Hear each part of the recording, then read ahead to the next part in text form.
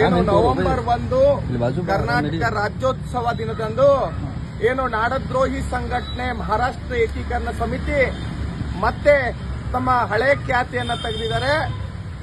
1ನೇ ತಾರೀಕು ಕರಾಳ ದಿನ ಆಚರಣೆ ಮಾಡ್ತೀವಿ ಅಂತ ಹೇಳಿ ಒಂದು ರಾಜ್ಯ ಸರ್ಕಾರಕ್ಕೆ ಜಿಲ್ಲಾಡಳಿತಕ್ಕೆ ಸೆಡ್ಡು ಹೊಡೆಯುವಂತ ಕೆಲಸ ಮಾಡ್ತಾ ಇದ್ದಾರೆ. ಅದನ್ನ ವಿರೋಧಿಸಿ ಕರ್ನಾಟಕ ರಕ್ಷಣಾ ವೇದಿಕೆ ಬಹಳ ದಿನಗಳಿಂದನೂ ಕೂಡ ಪ್ರತಿಭಟನೆ ಮಾಡ್ತಾ ಇದೀವಿ. ಯಾವುದೇ ಕಾರಣಕ್ಕೂ ಕರಾಳ ದಿನಾಚರಣೆಗೆ ಅವಕಾಶ ಕೊಡಬಾರದು ಅಂತ ಹೇಳಿ. ಅದೇ ಕಾರಣಕ್ಕಾಗಿ ಜಿಲ್ಲಾಡಳಿತ ಮಹಾರಾಷ್ಟ್ರ ಏಕೀಕರಣ ಸಮಿತಿಯ ಮುಖಂಡರುಗಳಿಗೆ ನೋಟಿಸ್ ಕಳಿಸಿ ಸಂಬಂಧಪಟ್ಟಂತ ಸೂಕ್ತವಾದಂತ ಕ್ರಮವನ್ನು ತಗೊಳ್ಳಿಕ್ಕೆ ಎಚ್ಚರಿಕೆ ಕೊಟ್ಟಿತ್ತು. ಆದ್ರೆ ಇವತ್ತು ಮತ್ತೆ ಬಂದು ನಾವು ಕರಾಳ ದಿನಾಚರಣೆ ಮಾಡ್ತೀವಿ, ಮಹಾರಾಷ್ಟ್ರದ ಗಡಿ ಉಸ್ತುವಾರಿ ಸಚಿವರನ್ನ ಕರೆಸಿ ಇಲ್ಲಿ ನಮ್ಮ ವಿರೋಧವನ್ನ ರಾಜ್ಯೋತ್ಸವಕ್ಕೆ ವಿರೋಧವನ್ನ ವ್ಯಕ್ತಪಡಿಸ್ತೀವಿ ಅಂತ ಏನು ಉದ್ದಟತನವನ್ನ ಪ್ರದರ್ಶನ ಮಾಡ್ತಾ ಇದ್ದಾರೆ. ಇದಕ್ಕೆ ಕರ್ನಾಟಕ ರಕ್ಷಣಾ ವೇದಿಕೆ ನಾವು ಯಾವುದೇ ಕಾರಣಕ್ಕ ಒಪ್ಪುವುದಿಲ್ಲ, ಸಹಿಸುವುದಿಲ್ಲ.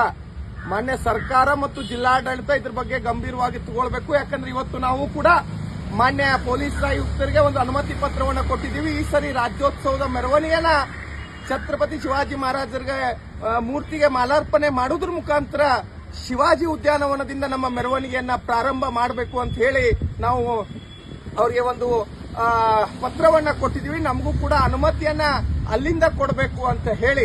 ಹಾಗಾಗಿ ಅದಕ್ಕೆ ಜಿಲ್ಲಾಡಳಿತ ಪೊಲೀಸ್ ಇಲಾಖೆಯವರು ನಮಗೆ ಸಹ ಈ ಸರಿ ರಾಜ್ಯೋತ್ಸವದ ಮೆರವಣಿಗೆಯನ್ನ ಶಿವಾಜಿ ಉದ್ಯಾನವನದಿಂದ ಪ್ರಾರಂಭ ಮಾಡಲಿಕ್ಕೆ ಅವಕಾಶವನ್ನ ಕೊಡಬೇಕು. ಯಾವುದೇ ಕಾರಣಕ್ಕೂ ಕರಾಳ ದಿನಾಚರಣೆಗೆ ಅವಕಾಶ ಕೊಡಬಾರದು. ಒಂದ್ ವೇಳೆ ಕರಾಳ ದಿನಾಚರಣೆಗೆ ಅವಕಾಶ ಕೊಟ್ಟಿದ್ದೇ ಆದಲ್ಲಿ ಬೆಳಗಾವಿಯ ಕಾನೂನು ಸುವ್ಯವಸ್ಥೆಗೆ ಧಕ್ಕೆ ಆಯಿತು ಅಂದ್ರೆ ನೇರವಾಗಿ ಜಿಲ್ಲಾಡಳಿತ, ಪೊಲೀಸ್ ಇಲಾಖೆ ಮತ್ತು ಇಲ್ಲಿಯ ಸರ್ಕಾರ, ಇಲ್ಲಿಯ ಸಂಬಂಧಪಟ್ಟಂತ ಜನಪ್ರತಿನಿಧಿಗಳು ಹೊಣೆ ಆಗ್ತಾರೆ ಅಂತ ಈ ಸಂದರ್ಭದಲ್ಲಿ ನಾನು ಎಚ್ಚರಿಕೆಯನ್ನ ಕೊಡ್ತಾ ಇದ್ದೀನಿ.